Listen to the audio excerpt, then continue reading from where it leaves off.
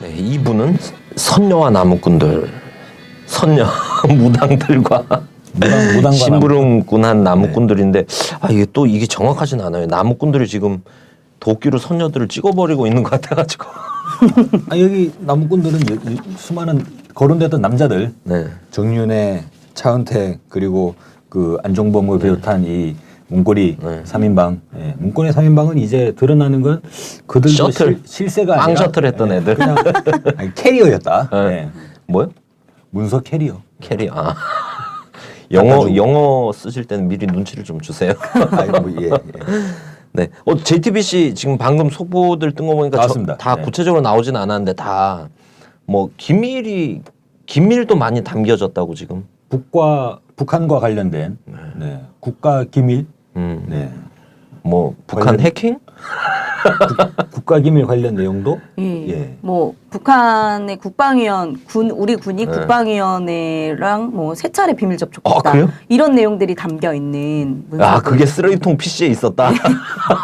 그런 내용들이 이제 이게 좀 약간 우리가 이걸 바로바로 체크할 수가 없어가지고 지금 방송을 보고 있지 않아서 그런데 그런 내용들이 지금 나오기 시작을 했어요. 근데 거기에 앞서서 제가 그거 나오나 보려고 계속 검색창을 올리고 있었는데 그 얘기하실 땐 좀 카메라 앞으로 잠깐 오세요. 휴대폰으로 딱 보고 있는데 지금 네이버에 보면 실시간 인기 검색어 뭐 이런 거 나오잖아요.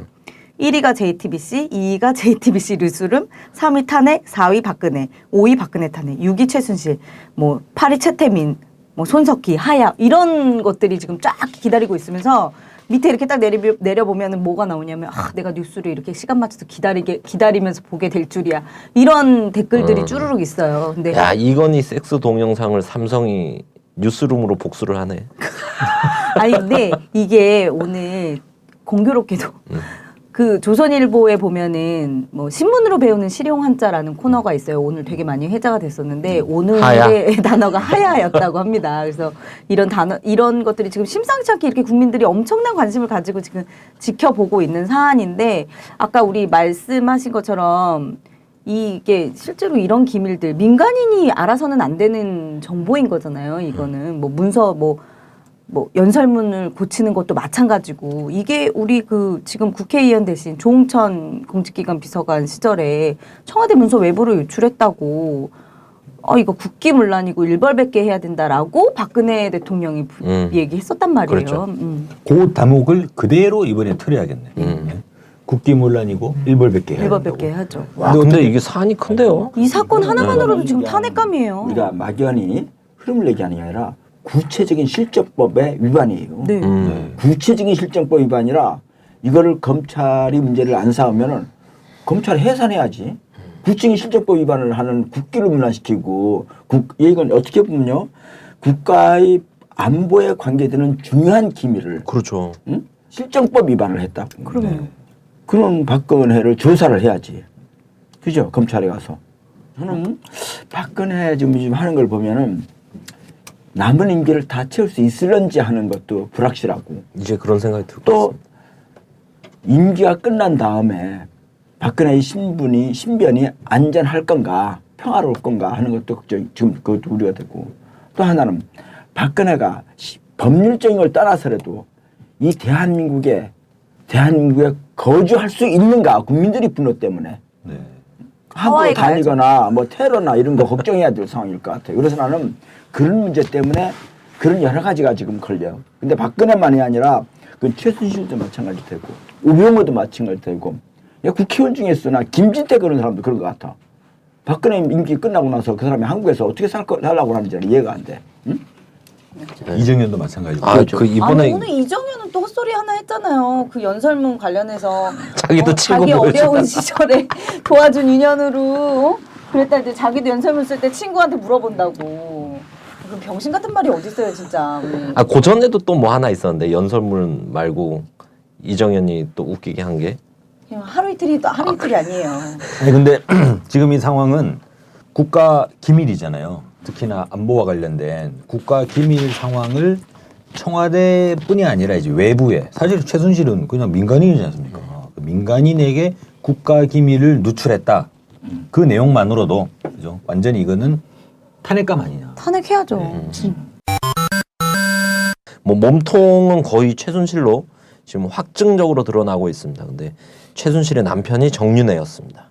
그리고 최순실의 딸이 정유라였습니다.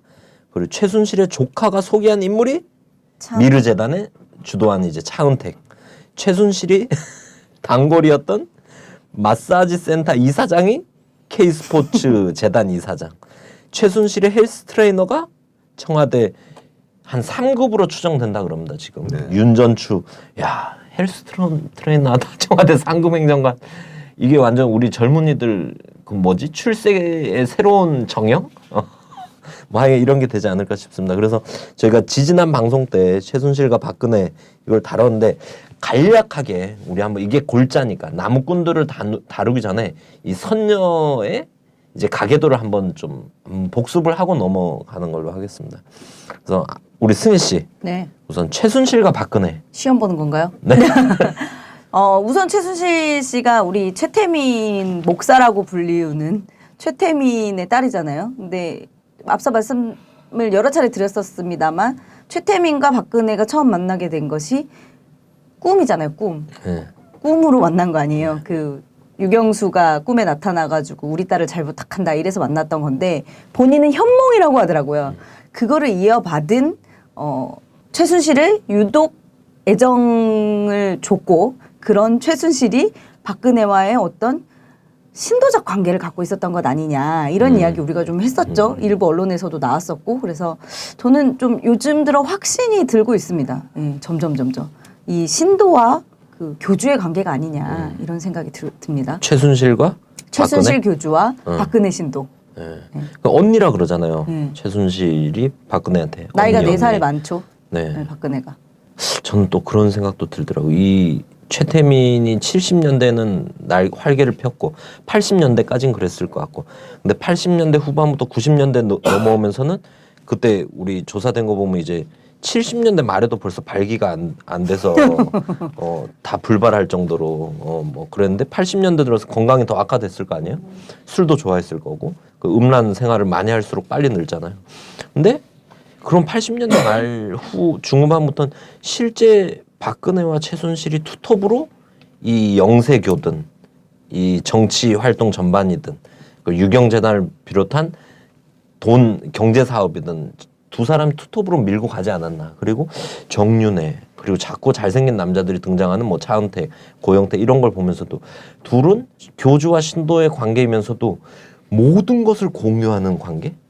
그 이정현이 그 얘기 아까 얘기한 거 같은데 이정현이 그랬잖아요. 뭐라더라? 아니 우리 대통령은 3년 넘는 동안 남동생도 청와대 못 들어오게 했던 가족도 멀리하신 분이다.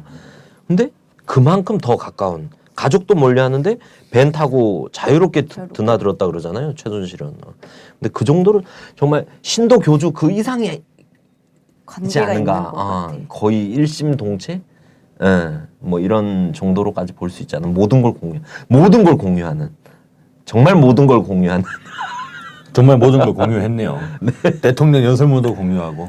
사실 정유라한테 지금 나라에서 하는 거 보면 이게 정유라가 육체 물리적으로 피지컬적으로 최순실의 딸이 아니다 이런 주장을 하려는 건 아니에요 저는. 근데 박근혜 딸이라 그래도 하는 대우만 보면 박근혜 딸이라고 해도 믿겠지. 재벌들이 정경련이 정유라한테 대우하는 거 보면 박근혜 대통령 딸이 아니면 이런 대우를 왜 합니까? 대통령 딸이 아니면 경호원 2명이 24시간 365일 경호를 왜 합니까? 저는 이런 생각 모든 걸 공유하는 이런 관계가 대통령이 아닌가. 24시간 그렇게 365일 경호하는데 어떻게 그렇게 또 대통령 사고는 말고 쳐가지고 경호원이. 애는 났을까? 네, 하여간 뭐 최순실 박근혜 간략하게 짚어봤습니다. 그러면 이게 최태민이 먼 일이 아닙니다. 최태민이라는 이 뿌리를 알아야 이 전국 전반이 또 이해되는 키포인트 아닌가. 곽 박사님이 최태민과 박근혜 한번.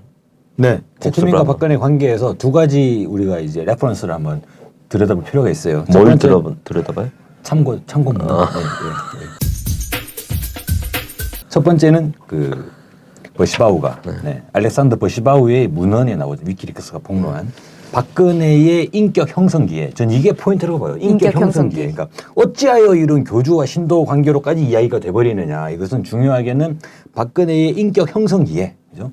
박근혜를 정신적으로 바디 앤 소울을 이제 컨트롤했다는 거지 않습니까?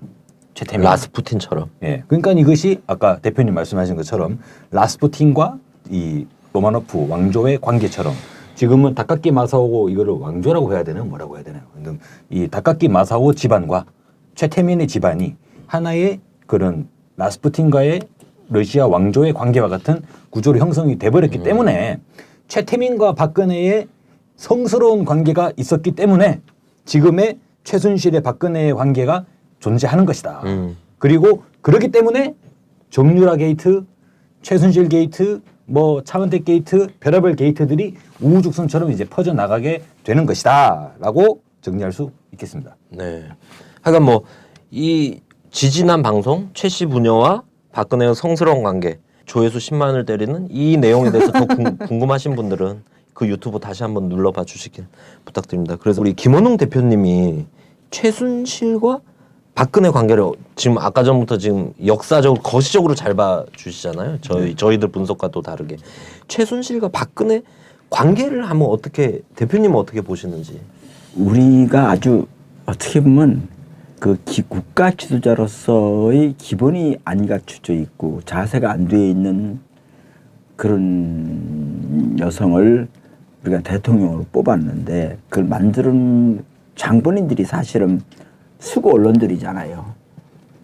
수고 언론들이. 근데 자기들도 해놓고 보니까 이권을 서로 우리가 만들어서 내가 공로자인데 그 도움이 별로 안 되는 것 같아 자기들이. 그리고 박근혜가 자기네랑 고집대로 하고 이렇게 하니까 거기서 틈이 벌어지는 것 같아요. 그래서 이 문제는 저는 뭐 근본적으로 박근혜는 함량에 있어서 문제가 있는 사람을 우리가 뽑았다.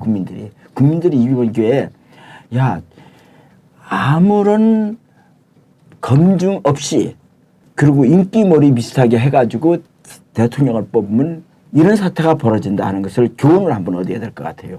국민들도 박근혜 이번에 사태를 통해서. 그리고 이제 뭐 최순실이야 뭐 그건 자기들끼리 뭐 사적 관계이긴 한데 그 사적 관계를 과도하게 대통령이 공적 영역까지 확대시킨 거예요. 그러니까 어떻게 보면 권력을 사유화시킨 거잖아요. 그러면서 근본적으로 공덕심, 공인정신이 없는 거야. 박근혜라는 사람이 그 자질이.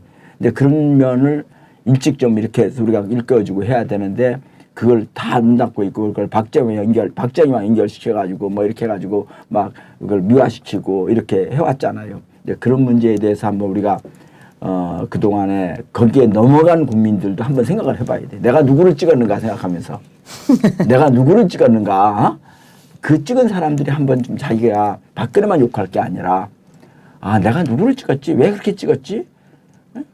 이런 걸 한번 좀 국민들도 한번 생각해 봐야 될 것 같아요. 또 그런 면도 있지 않습니까? 국민들이 박근혜를 찍은 국민들이 현실적으로 있긴 했지만 또 실제 지금 돌아보면 문재인이 투표에선 이기고 개표에서 졌다. 개표에서 졌다 이런 것도 있지 않습니까? 그리고 지금은 국정원의 대선 개입과 관련해서 지금 얘기하면 국민들이 다시 느낄 것 같아요. 다시. 그러면 최순실이 실제 국정을 어떻게 농단했는가를 한번 보도록 하겠습니다. 기본은 이게 조선일보가 7월 27일 날 터뜨렸던 TV조선이라니까 자꾸. TV조선이 터뜨렸던 미르재단, K스포츠재단의 문제에서부터 이제 본격적으로 최순실 게이트가 열리게 된 거 아니냐. 그렇죠. 물건은 TV조선이 텄다고 봐야죠. 네.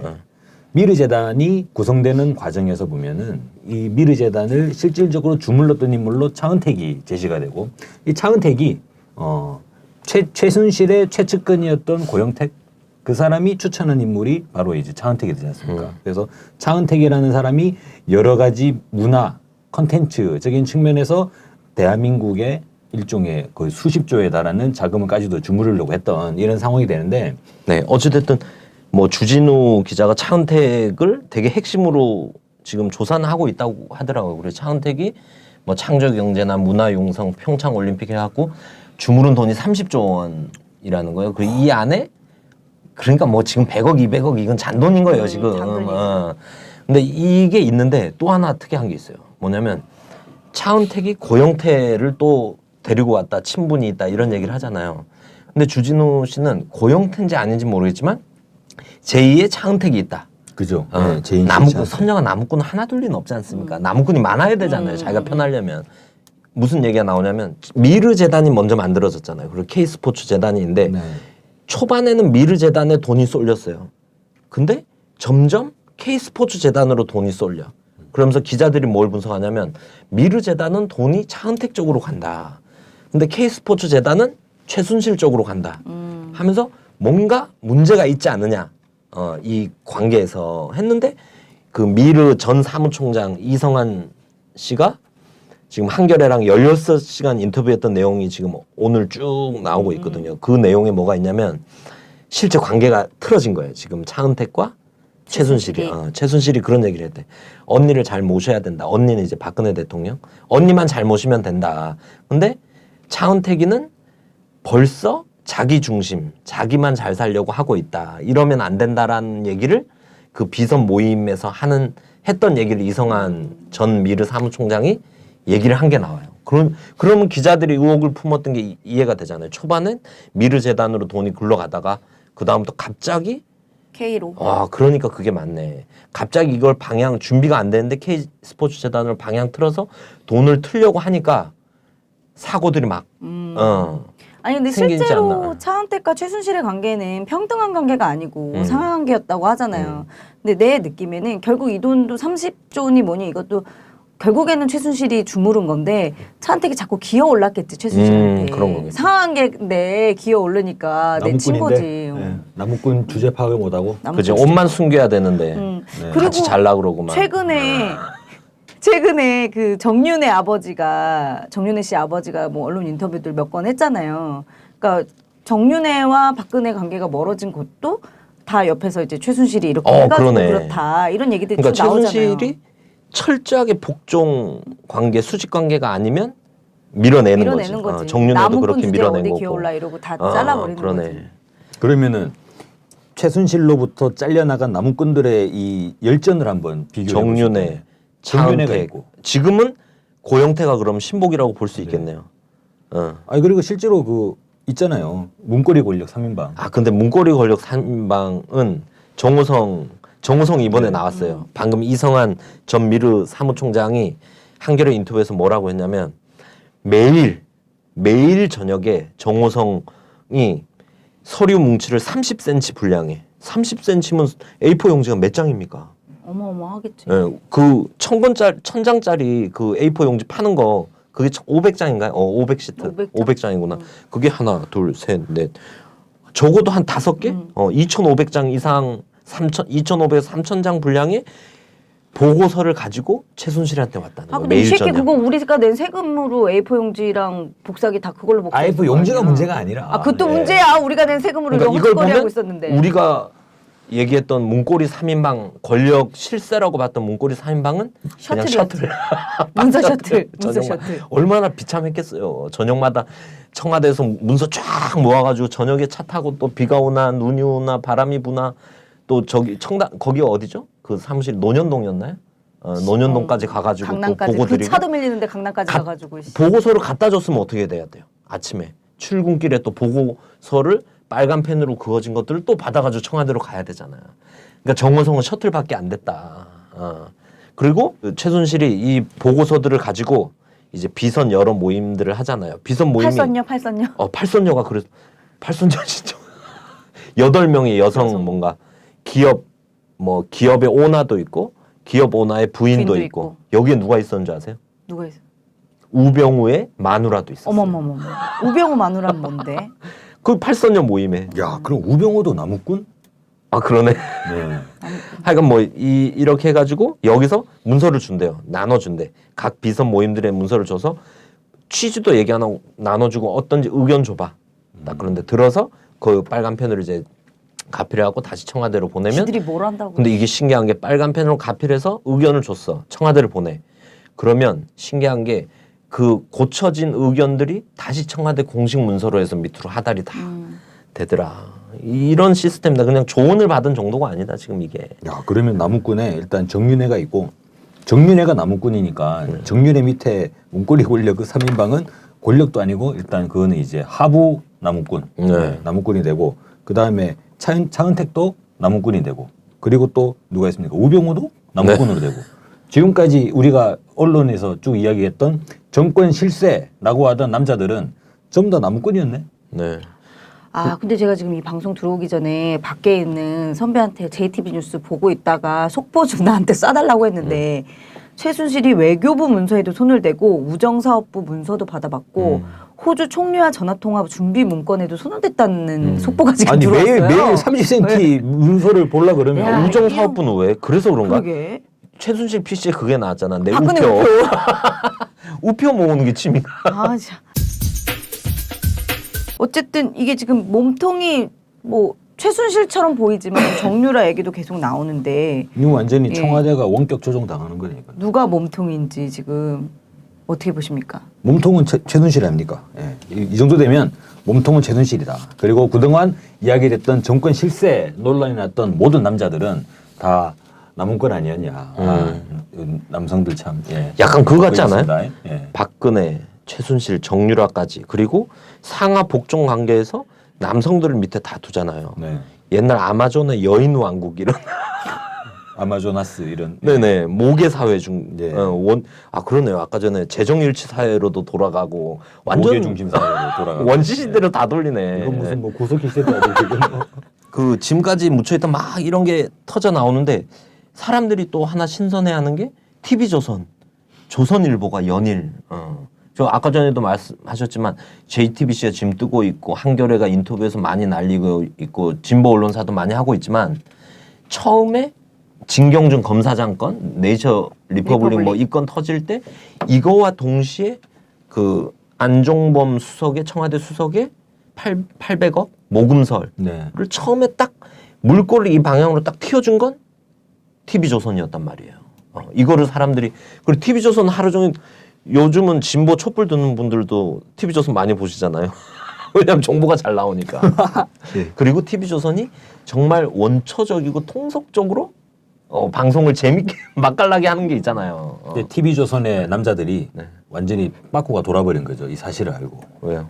그랬을 것 같아요. 왜? 원래 보수 세력들 보면 좀 마초즘에 있는 그런 남자들이 많이 있잖아요. 어디 감히 여자가 이런 거야? 어디 감히 여자들이 말이지 하면서 이 사람들이 또 봉건적 사고 기질이 있기 때문에 완전히 치워놨어요. 그래 내부자들에 나온 그 언론사 글 쓰는 놈들 보면 이강희? 예, 네. 그 부류들을 보면 진짜 마초 중에 상마초들만 모여 있는 거잖아요. 그건 마초가 아니야. 그렇죠. 더 그냥 나쁘게 개새끼들이지. 봐야죠.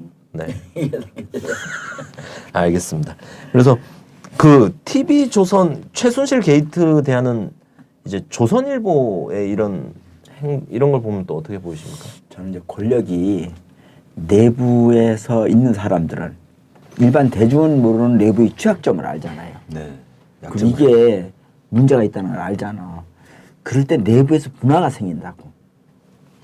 그 중에 한 사례가 예를 들면 박정희와 김재규 사건이잖아요. 네. 그 문제가 있다는 걸 아는 거예요. 김재규가 내부가 좀 뭔가 정상적으로 안 돌아가고 병리적으로 돌아간다. 가장 잘 알겠죠. 밖에다 말은 바깥에는 뭐 어디 하면 그러니까 김재규 사건이 일어나잖아요.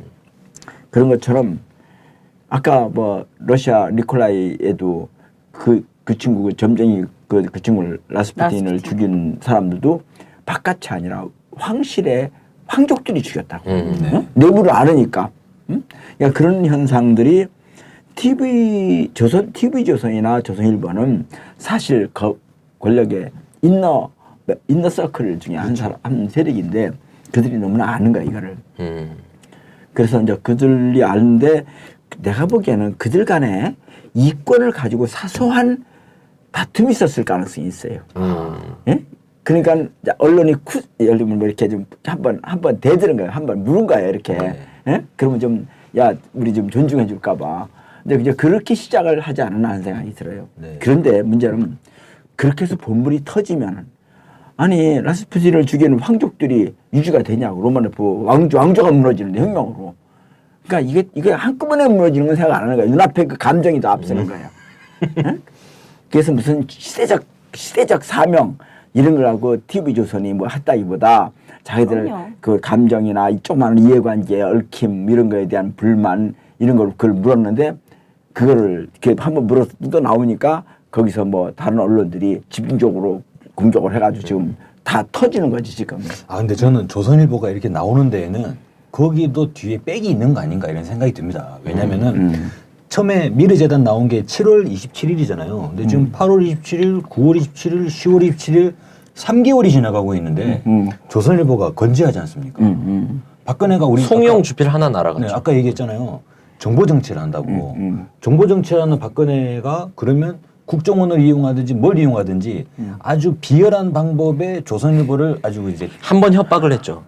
그 했지. 조선일보 사주와 그래. 관련해서 다룰 게 있다. 네. 라고 한 번 협박을 했는데 근데 그거는 뭐 안 됐죠. 네, 어. 아니 뭐 우영우영해서 계열사를 넘어가버리고. 뭐 압수수색하고 아니 뭐 세무조사하고 이런 일도 있었고 송희영 주필 날리고 계속 조선일보가 공세를 취하자 송희영 주필을 소환하기까지 했었죠. 그래서 조선일보 사실 약간의 꼬랑지를 내리기는 했었어요. 근데 뭐 어쨌든 조선일보도 제가 보기에는 다른 언론들 그러니까 보수 언론들과 마찬가지로 지금 어쨌든 청와대로 가는 길목은 차단해주고 있다고 보여져요. 근데 이게 저는. 보면 전혀 타격받지 않은 거예요. 예를 들어 보세요.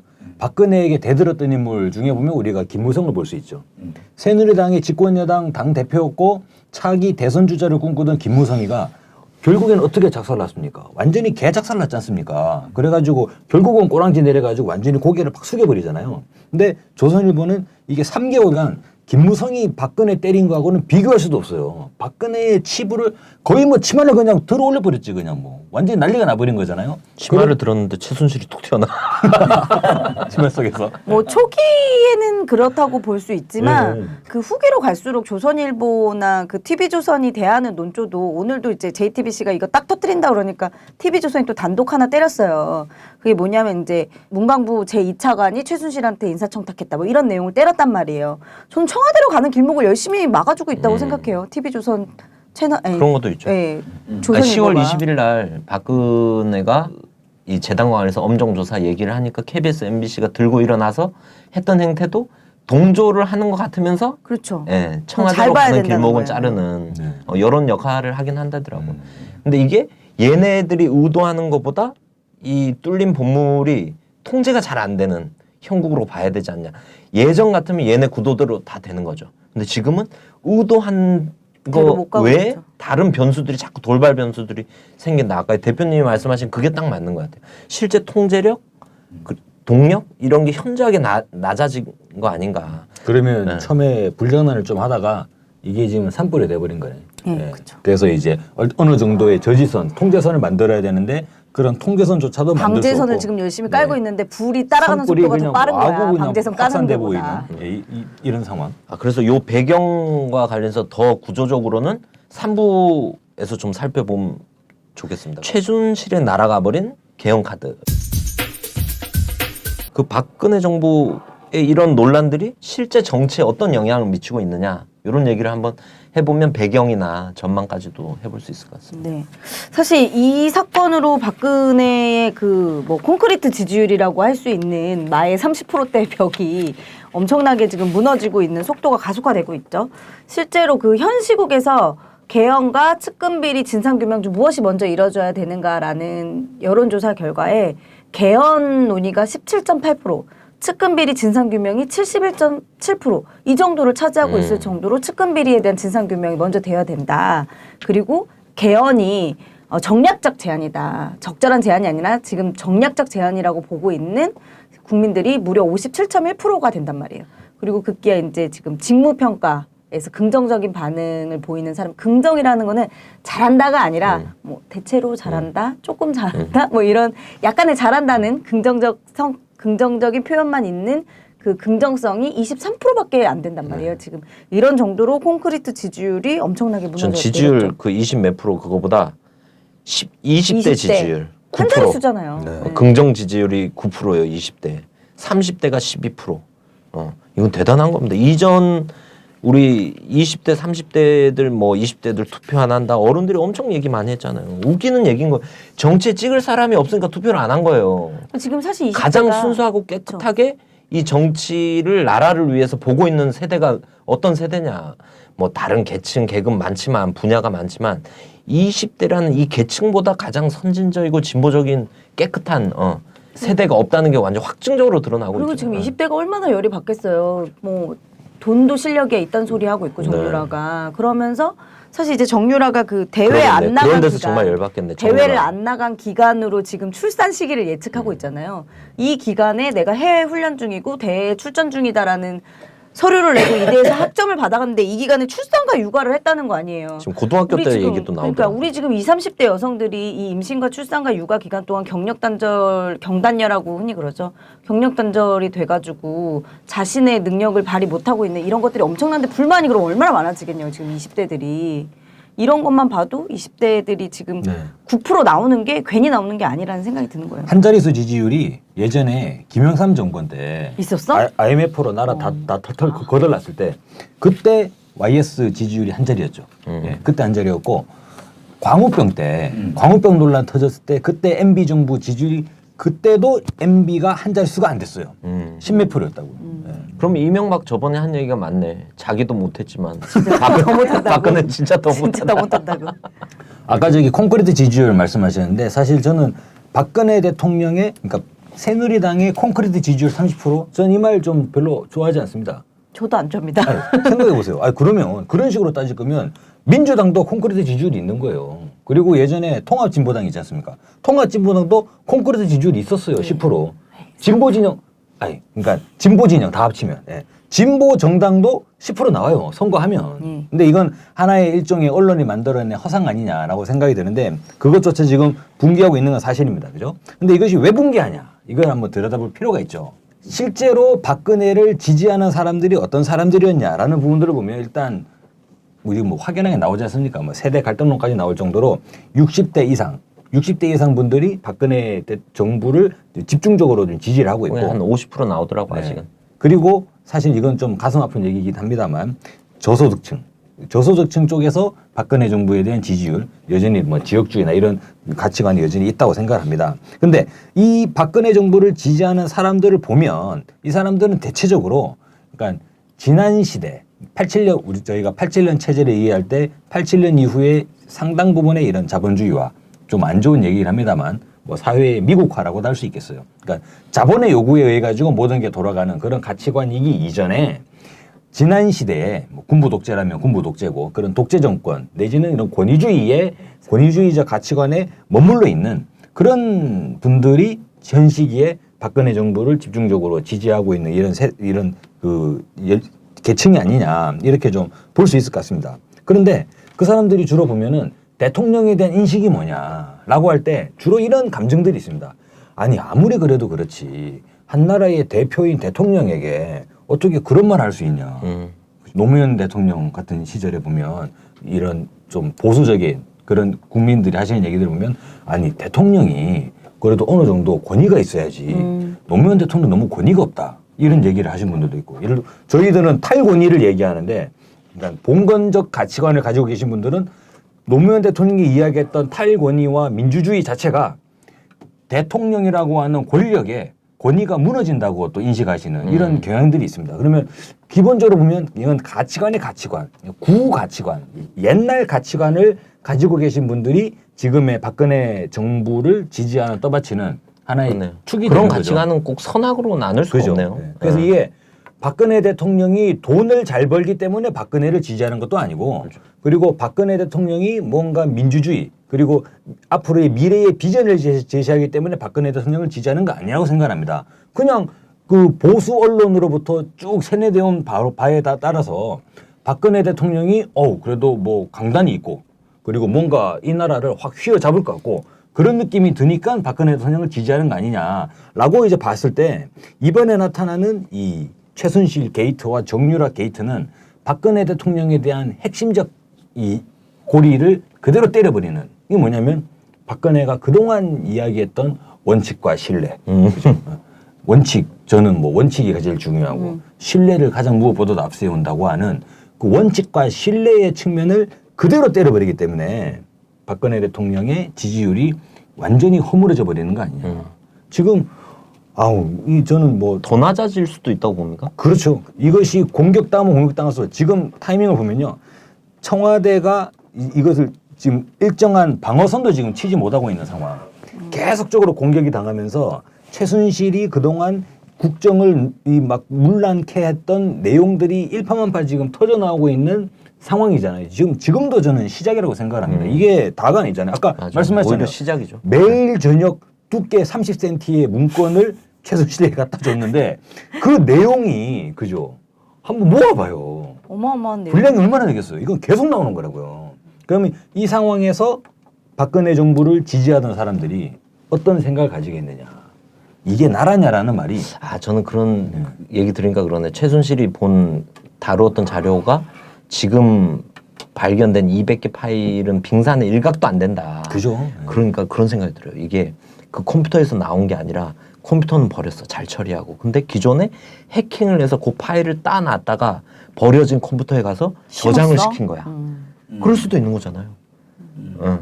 그럴 수도 있죠. 그럴 가능성도 있죠. 아니 그럼 영화에 좀 달라지는 거 한 아니야? 10년 전 영화에도 이 정도 스파이 짓은 흔한 일인데 왜 지금 현실은 영화보다 더한 게 현실인 거잖아요. 충분히 상상할 수 있는 거다. 뭐 그 생각까지 들고 어찌 됐든 지지율이 더 떨어질 수 있다. 그렇죠. 네, 앞으로 더 내려간다. 근데 저는 좀 이게 저희가 지난 방송에서 일정하게 예측한 부분이 있지 않습니까? 그러니까 보수 진영, 조선일보가 청와대를 공격을 하고 있는 양상이 나타났는데 이게 어중간하게 공격하면 보수 진영 전반이 작살나는 상황이 된다. 그랬잖아요, 우리가.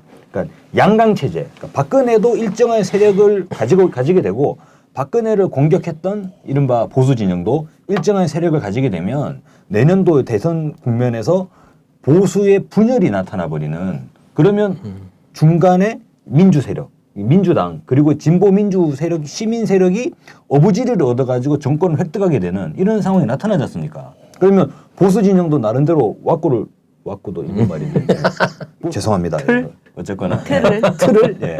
그 보수 느낌적 진영도, 느낌이 안 산다. 틀을 그러니까. 틀을 짜 들어갈 때 이게 한번 공격이 시작됐다는 거는 완전히 짜부라뜨려야 되는 거죠. 예. 그래서 지금 저희 말대로 되고 있잖아요.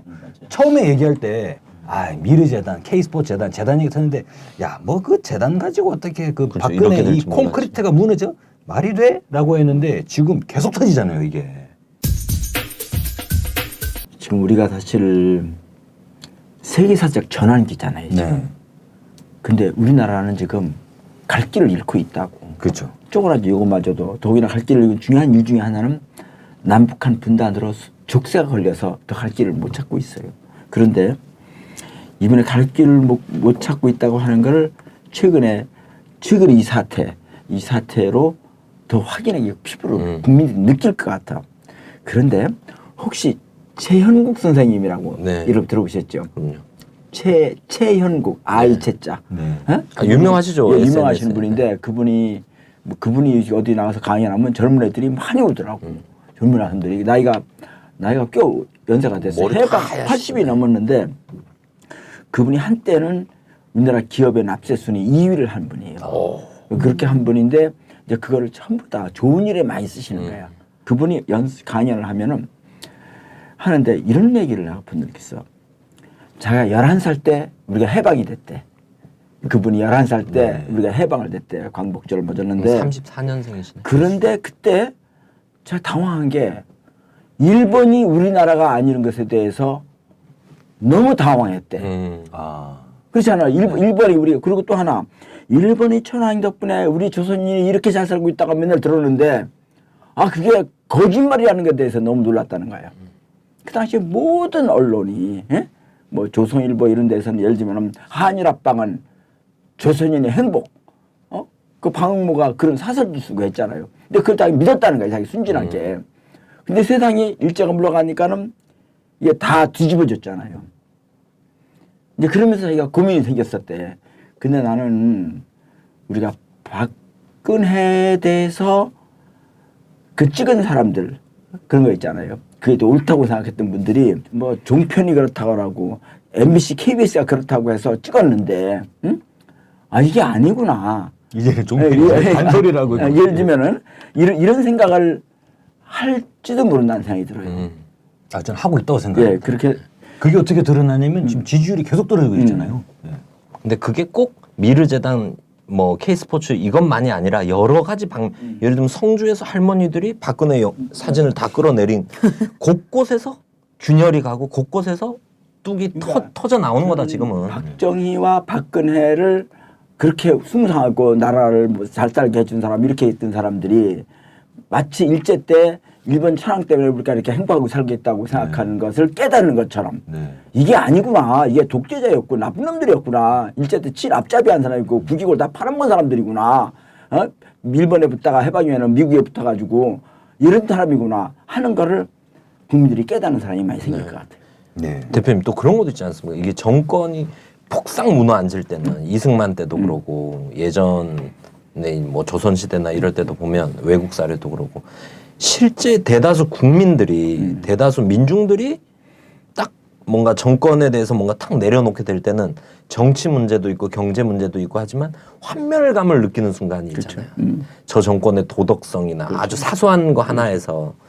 근데 최순실은 그런 면으로 딱 봤을 때는 정권에게 진짜 핵폭탄 같은 야, 그럼 이거 될수 있는 완전 거죠. 이승만 이게 말이 정권의 되는 게 대장이다. 우리가 지금 21세기에 살잖아요. 네.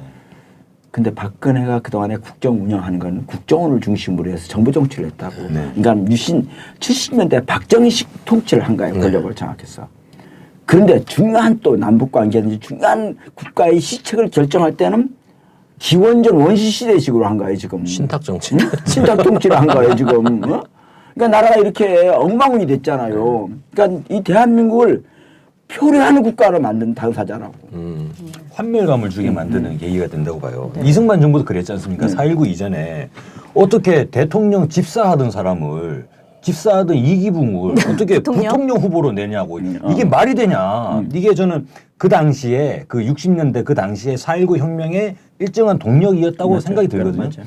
이승만 정권에 대한 본질적 환멸감을 줘버리지 않습니까? 근데 이번에도 아니 어떻게 옛날에 지 친구들을 청와대 다 빼버리고 거기다가 어떻게 연설문을 수정을 받고 아니 근데 지금 이게 연설문만 수정한 게 아니라고 지금 JTBC가 계속 보도하고 있는데요. 그죠 앞으로 더 나오죠. 뭐 미발표, 외교, 안보, 인사정보까지 포함이 돼 있었다는 거예요. 그래서 당선이 된 이후에 그 이명박 대통령 인수위 시절에 이명박 대통령하고 독대한 그 전에도 독대할 때 그 문건을 고친 거를 최순실이 먼저 보고 그 다음에 이제 독대를 그러니까 이게 했다. 완전하게 이승만 정권 때는 그 이기붕이 있었다면 지금은 이것이 대재부되는데 더 심도가 더 문제점이 더 커버리는 거죠 이게. 그러면 지금은 바로 4.19 혁명 전향. 근데 이게 어쨌든 비공개로 됐던 그 독재 시나리오를 최순실이 미리 받아봤는데 이때 주요 주제가 외교 안보였다는 거예요. 그러면서 여기 발견된 문서에 북한의 아까 얘기했던 것처럼 국방위원회와의 세 차례 비밀 접촉 정보 이런 것들이 다 담겨 있었다고 했는데 불과 얼마 전에 청와대에서 뭐라 그랬냐. 뭐 박근혜와 최순실이 서로 아는 사이긴 하지만 친한 사이 아니라 그랬잖아요. 어떻게 친한 사이도 아닌 친한 사이고 아니고를 떠나서 이런 걸 유출했다는 것 자체가 말이 안 되지만 상당히 가까운 사이였다는 것이 지금 드러나고 있는 거잖아요. 이제는 걷잡을 수 없게 된 거죠. 네. 이제. 가까운 사이가 아니죠. 하나죠 그냥. 그냥 하나죠. 그래서 제가 이 대목에서 이전에 우리 그 또 이야기가 나오는데 2012년 이제 대선 때 그 이정희 전 통합진보당의 대선 후보셨죠. 측근 비리 터지면 대통령 사퇴할 수 있냐. 근데 끝까지 대답 안 했단 말이야 박근혜가. 아 대답 안 했어요? 대답을 안 했어요. 와, 대답을 그럼 안 사퇴 하고 안 하겠네? 이런 식으로 얘기를 했어. 뭐라고 얘기했냐면 무슨 일만 터지면 사퇴하는 거는 뭐 대통령의 직을 수행하는 사람으로서 바람직하지 않다 이런 식으로 얘기했거든요. 아 그러면 하야 안 하겠네. 아니 이제 끌어내려야죠. 그 박근혜가 이제는 거의 뭐 끝물이다. 아까에도 임기를 마칠 수 있을까 이런 걱정도 하셨는데 이번에 북한이랑 미국이랑 쿠알라룸푸르에서 회담을 했지 않습니까? 근데 KBS에서 가가지고 취재를 하는 사람이 깜짝 놀랐대요. 갔는데 그냥 비공개 회담이긴 하고 미국은 민간이 온다 그래서 그냥 별 기대를 안 하고 갔는데 KBS에서 북한에서 온 회담 대표들 미국의 회담 대표들 몇몇이 너무 거물 들인 거예요, 전부 다. 국가회담이라고 할 말할 정도로. 갈루치가 와고 그랬어요. 예, 그래서 갈루치가 진짜 유명한 사람 아닙니까? 94년에 북미회담 때 미국 측 대표로 갔던 사람이고 근데 저는 이거 보면서 처음엔 그렇게 생각했어요. KBS 기자가 기자가 뭐 갔겠어요. 사실 지금 우리나라에서 찍을 게 얼마나 많은데 가면 독일을 가지. 근데 그까지 간 게 거기도 특파원이 있지 저는 않았을까? 박근혜가 보냈다고 생각했어요. 왜냐면 자기는 미국이랑 한미일 공조로 승부를 걸고 대북 강경으로 가고 있는데 미국이 몰래 갑자기 북한이랑 만나다 그러니까 겁나서 KBS 기자를 보냈구나 이런 생각했는데 KBS 기자가 찍고 난 다음에 온 보도 행태를 보면서 완전 이걸 메인으로 깔아서 하더라고요. 이걸 보면서는 박근혜가 보낸 게 아니라 미리 이 북한과 미국의 대화 분위기를 포석을 깔고 분위기를 만들려고 하는 박근혜 외에 다른 세력이 아닌가. 예를 들면 박근혜 최순실을 뭔가 이런 서류 뭉텅이를 떨어뜨리고 PC를 떨어뜨려 놓고 하는 이 보이지 않는 손이 KBS를 보내고 KBS가 북미 간 회담 이런 걸 다루지 않나. 이건 뭐 추측이긴 합니다. 근데 실제로 청와대와 KBS의 관계는 예전에 이정현 지금 새누리당 대표와 그 김시곤 KBS 보도국장과의 통화 내용이 폭로됐잖아요. 네. 거기서 다 나타나지 않습니까? 세월호 국면에서 그때 김시곤 보도국장 뭐라 그랬습니까? 저희가 많이 도와드렸지 않습니까?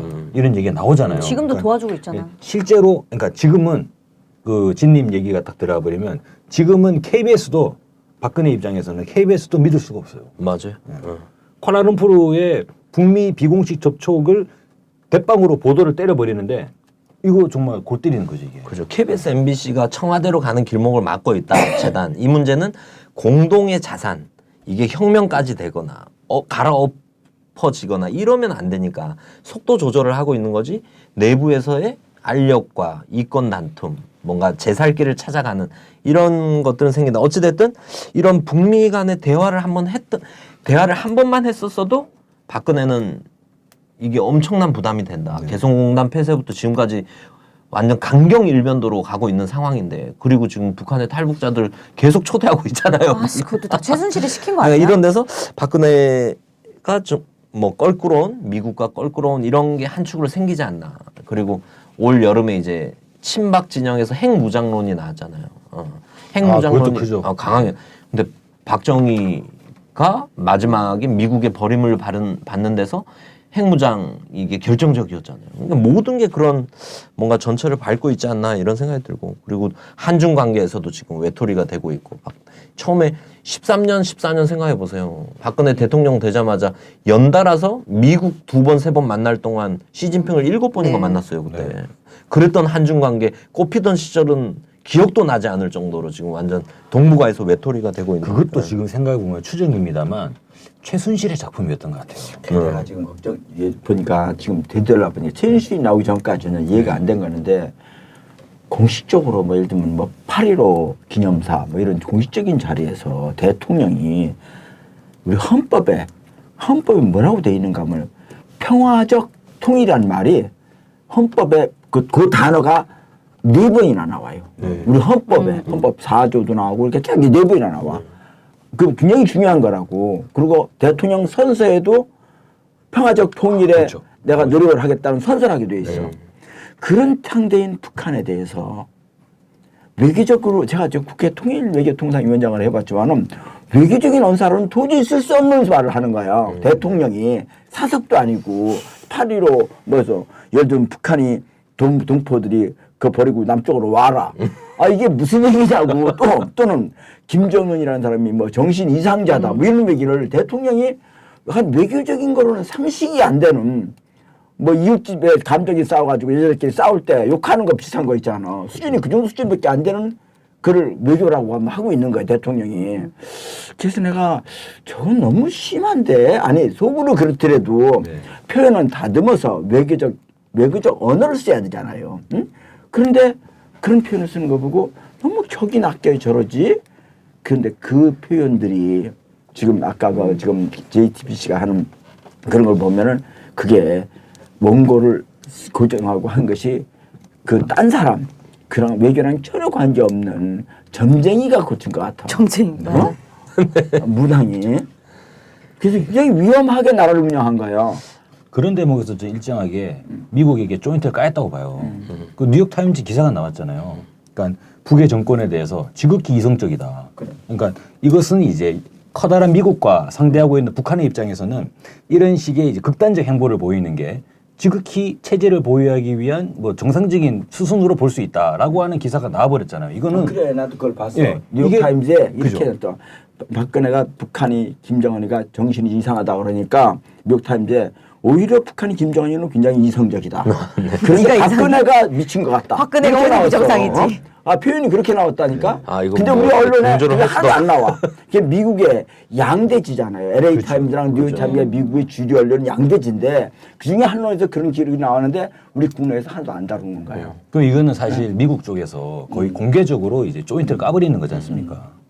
그러니까 미국한테 그러죠. 중국이랑 이러죠. 그리고 그 한국 정치 내 새누리당 정치 안에서 이 유승민이 지금 입을 열기 시작하잖아요. 유승민이 그 386이나 민주당에서는 제 아는 사람들이 그러더라고. 유승민? 야, 오해하지 말라고. 가장 보수적인 사람이라고. 맞아요. 그리고 가장 친미적인 사람이라고. 근데 가장 친미적이라고 대표 사드에 완전 선봉되잖아요, 유승민이. 근데 유승민이 입을 열기 시작한단 말이에요. 근데 타겟은 박근혜야. 타겟은 지금 최순실 입을 오늘 또 열었어. 그것도 아주 강경하게. 이게 나라냐. 최순실이 국정농단 하는 게. 근데 오늘 또 안철수가 기자회견을 갑자기 했잖아요. 네. 안철수 씨가 어디 잘 뭔가 공공의 이익을 위해서 용감하게 나서는 사람이 아니잖아. 근데 딱 갑자기 나서 또 최순실 언급을 딱 했단 말입니다. 그럼 박근혜가 볼 때, 야, 안철수도 그러고, 유승민도 그러고, 그래도 약간 다른 진영에 있지만 범친미 진영, 미국의 슬하에 있는 다 비슷한 정치인들인데 갑자기 약속했다는 듯이 입을 열기 시작하니까 박근혜가 느끼는 부담감이 어떻겠는가. 고립감, 네. 예, 부담감. 그래서 박근혜는 지금 콜할 데도 없어요. 예. 중국도 사드 배치하는 것 때문에 한중 관계 완전히 작살났지 않습니까? 지금 거기 어떻게 할 수도 없는 거고 남북 관계는 거의 끝장나 있는 거고. 일본?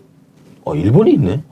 박근혜가 마지막 기댈 곳은 일본? 그러면 아베? 박근혜 위기감이 오늘 그 386 전 의원인데 문용식 의원이라고 아프리카 TV 만들었던 저랑 그 2008년에 서울구치소 빵 동기.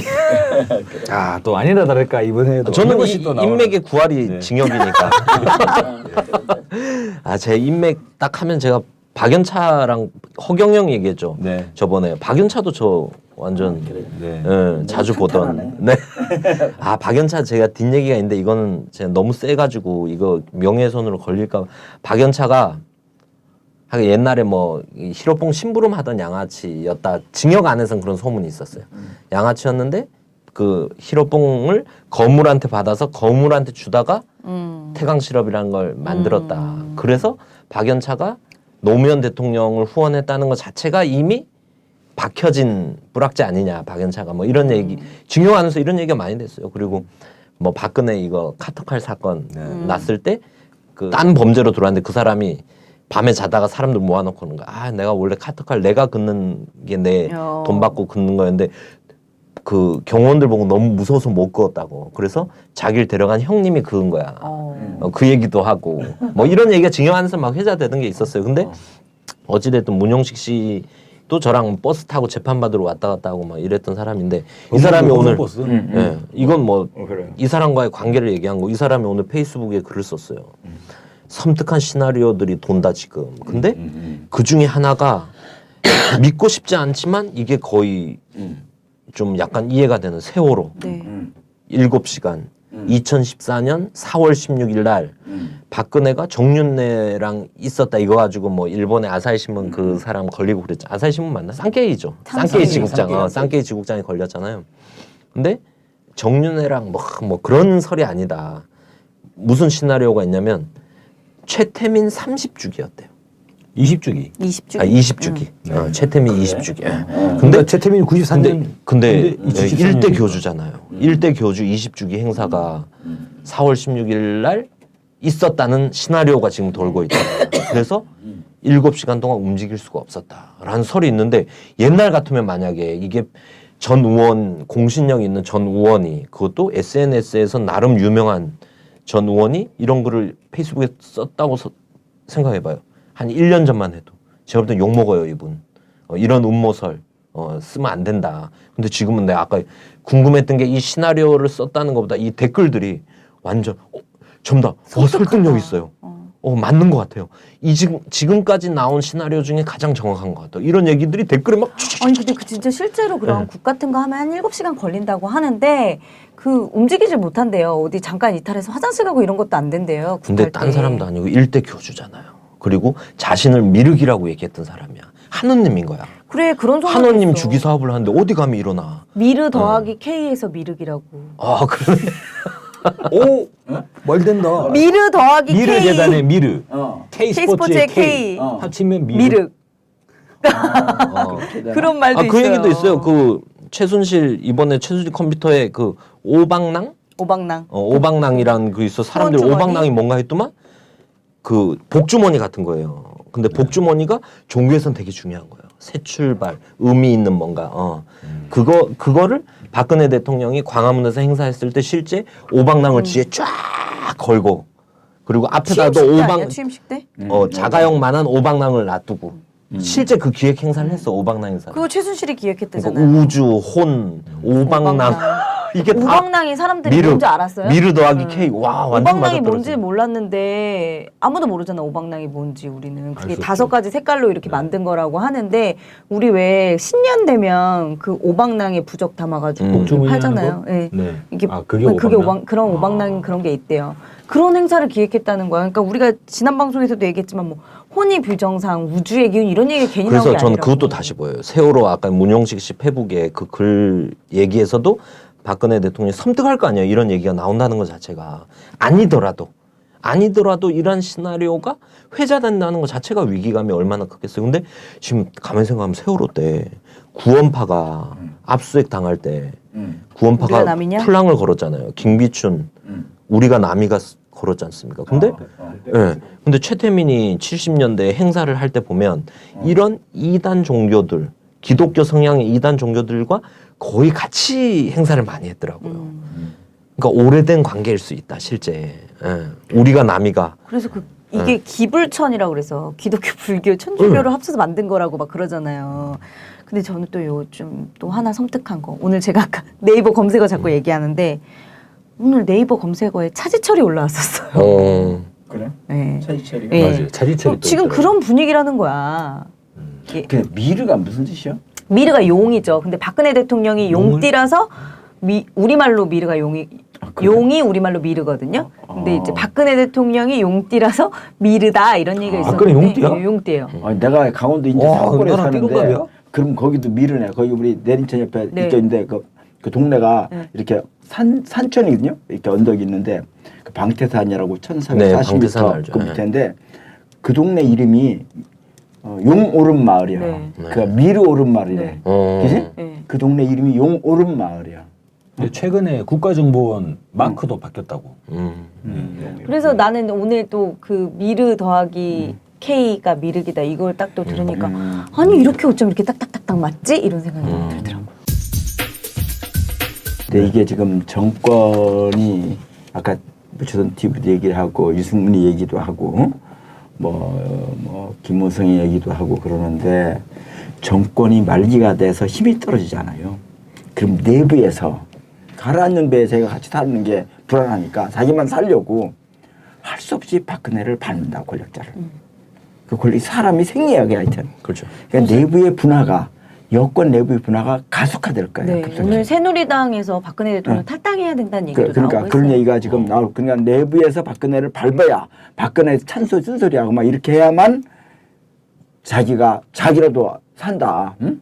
이런 분위기가 나는 네. 가속화될 거야. 제가 이전 방송에서도 이야기 드렸다시피 이제 선거법의 공소시효가 끝나지 않았습니까? 그러니까 이제 유승민도 마음대로 얘기하고 근데 잠깐만 그거랑 연결이 되나?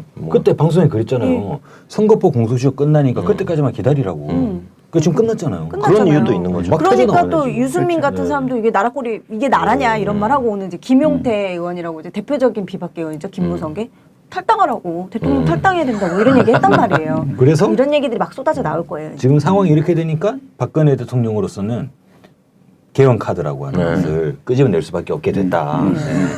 비장의 결국은, 카드인데 나름. 결국은 마지막 숨겨놓고 있던 칼이 실제로는 한 2개 정도 되죠. 예. 그 중에 하나 개헌 카드가 나왔다. 이렇게 볼 수 있을 것 같아요. 그 중에 한 카드를 딱 개헌 카드를 딱 꺼냈는데 네티즌들의 댓글이 개헌이 무슨 이불이냐, 최순실 덮으려고 꺼냈냐 이런 얘기들이 나올 정도로 희화화되고 있는 거예요 지금 개헌마저도. 개헌 카드를 딱 꺼냈는데 이게 하루 만에 싹 날아가 버렸어요. 지금. 하루가 뭐야 반나절 만에 네. 날아갔지. 근데 지금 청와대로서는 이러지도 못하고 저러지도 못하는 애매한 상황이 된 것 같아요.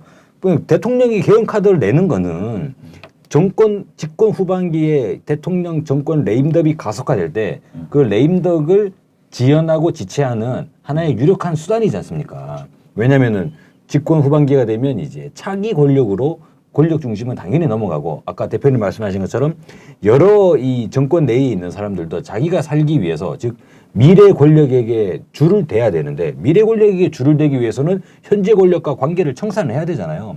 이런 상황이 되는데 박근혜가 쥐고 있는 게 개헌 카드다. 왜냐하면 개헌 카드를 쥐게 되면 개헌이 어떻게 되느냐에 따라 가지고 미래 권력이 달라지지 않습니까? 그러니까 지금의 여러 정권 내에 있는 사람들이 개헌 카드를 터뜨리게 되면 개헌이 어떻게 되느냐에 따라 가지고 어느 줄을 잡아야 되는지 모르는 상황이 되니까 결국에는 이게 현재 권력으로 무게 중심이 옮겨가는 상황이 되는 거잖아요. 근데 지금은 중요한 게 그래서 박근혜는 자기가 살기 위해서 개헌 카드를 터뜨렸다. 근데 이 개헌 카드가 압도적인 최순실 이 게이트에 완전히 묻혀버린 거 아니야. 근데 그럼에도 불구하고 이제, 네. 이제 절차적으로 개헌에 국회에서도 발의할 수 있지만은 정부에서도 개헌을 발의할 수가 있잖아요. 네.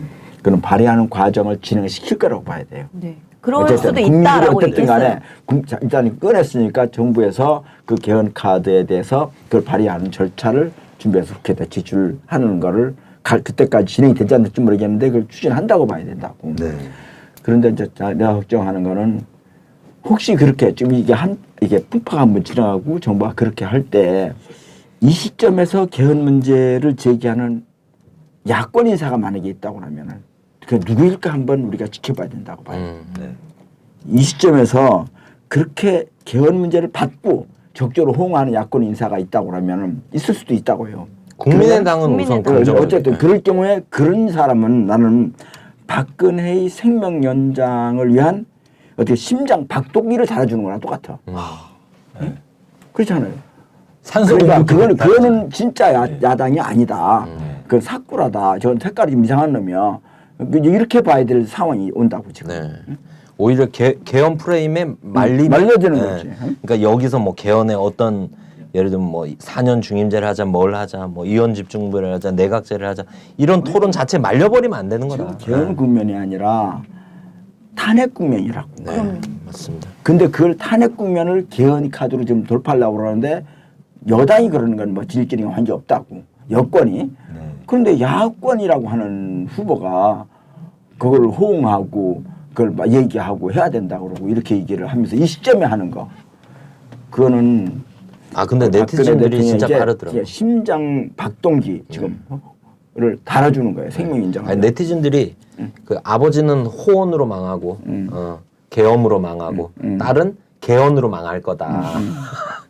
그것도 있더만. 최순실이 전화해가지고 자 계엄령을 내려 하는데 잘못 잘못 알아들어서 들어서 개헌이라고 그랬다고. 네, 그럴 수도 있다고 예. 봅니다. 근데 저는 사실 이제 개헌은 좀 되기 지금 힘들지 않나 이런 생각이 들어요. 김원웅 대표님 말씀하신 것처럼 야당이 적극적으로 임하지 않을 거라는 믿음을 좀 가지고 있는 반면에 사실 이제 개헌을 자기 임기 내에 하겠다라고 얘기를 했고 또 청와대가 개헌에 대한 안을 제출할 수 있다고도 얘기를 했기 때문에 대표님 말씀하신 대로 그런 절차가 있을 수는 있는데 이게 어쨌든 박근혜한테 힘을 실어주는 게 됐는데 누가 썩은 동아줄을 잡으려고 하겠는가. 그리고 또 국민들이 이걸 그대로 두고 보지 않을 거라는 생각도 딱 들고 그래서 지금 정말 박근혜 정권이 정권의 말기를 향해 달려가고 있다. 그래서 저는 이게 내일 하야할 수도 있고 내일 탄핵안이 제출될 수도 있고 이런 전국이 아닌가 싶습니다 지금. 근데 저는 지금 대통령 탄핵안이 제출되는 게 지극히 정상이죠. 정상인 상황이라고 보는데 저는 야권에서 아까 이제 대표님 말씀하신 것처럼 개헌을 받을 때가 아니라 탄핵안을 발의할 때지 않습니까? 그럼 우리가 누가 탄핵안을 발의하는가 그리고 누가 개헌에 혹하는가 하는 부분들을 잘 살펴봐야 될 것 같아요. 우리가 4.13 총선 때 박근혜 대통령 탄핵 후 들고 나온 후보들 있었잖아요. 그런 후보들 한 명이라도 국회에 갔었으면 지금 같은 시기에 박근혜 탄핵 내일 제출될 수 있었을 이게 것 같지 쉽지 않을 않습니까? 거예요. 지금 야권에서 만약에 그거를 실질적으로 누가 추진하자 고개를 드는 순간 그 사람한테는 또 탄압이 집중될 거니까. 쉽진 않은데 이게 국민적 여론과 힘을 만드는 게 먼저다 지금은. 정치권의 기대에서는 사실 어려운 상황이지 않은가 이런 생각이 들고 저는 개헌을 이제 비장의 카드를 들었다 이렇게 얘기하는데 이 분단 사회에서 어찌됐든 메인 최종 비장의 카드는 결국은 이 남북 문제 아닙니까? 네. 남북 문제에서 박근혜가 뭔가 대화나 이전 그 대북 기조를 반대로 수정할 가능성은 없다고 보이는 거 아닙니까? 수정하면서 이미 이 자체 지금 레임더 이런 걸 더 맞기 어려워질 수도 있으니까. 근데 이러면 저는 무리수가 또 남북 문제에서 무리수가 나올 수도 있지 않은가. 이게 사람들이 예전에는 남북 간의 충돌이 전쟁으로 비화될 리는 없다. 누가 공멸할 전쟁을 하냐 이렇게 얘기하는데 최순실 건이 터지고는 그런 얘기가 나옵니다. 최순실이 전쟁하면 이겨. 전쟁만이 살 길이야. 전쟁으로 통일하자 그러면 박근혜가 할 수도 있겠다. 이런 얘기가 이제 나오는 거예요. 네. 이게 저는 또 하나의 딱 메인 히든 카드가 될 수 있지 않은가. 그래서 이런 면에서는 또 긴장을 하고 좀 주시를 해야 된다 이런 생각이 듭니다. 네. 임기가 1년 7개월 남았잖아요. 아직도 그렇게 1년 남았습니까? 7개월 많이 남았다고. 엄청 많이 남았네. 그런데 그동안에 지금 생각해보니까 박근혜라는 사람이 정책을 결정하는 게 굉장히 이상한 게 아니라 이상한 걸 그냥 넘어갈 수 있다고. 위험한 사람이라고. 어? 한반도에 전쟁을 일으킬 정도로 민족 공멸이 전쟁을 그런 대장을 일으킬지도 모르는 그런 위험한 사람이라고. 그리고 위험한 결정을 합리적으로 무슨 과학적 접근을 해서 이렇게 해서 판단하는 게 아니라 그한테 무당한테 물어보고 결정할 수도 있는 사람이에요. 지금까지 그렇게 국정을 운영한 것처럼. 그래서 그 문제도 우리가 계속 경계를 해야 되는 것 같아요. 참 이게 반가운 소식이 아닙니다. 대통령과 측근들을 다루는데 저희가 제목을 에마 부인들이라고 잡았습니다. 그만큼 저희의 희화는 근데 국민들은 더 심한 상황이다. 그래서 네 에마 부인들 1, 2, 3, 4 우리 박근혜 정부 한번 해보도록 하겠습니다. 고생하셨습니다. 자, 아빠들 돈도 대물림 땅도 대물림 권력도 가진 부자 후손들 일본 장교가 대통령하고 친일파 후손들이 떵떵 거리는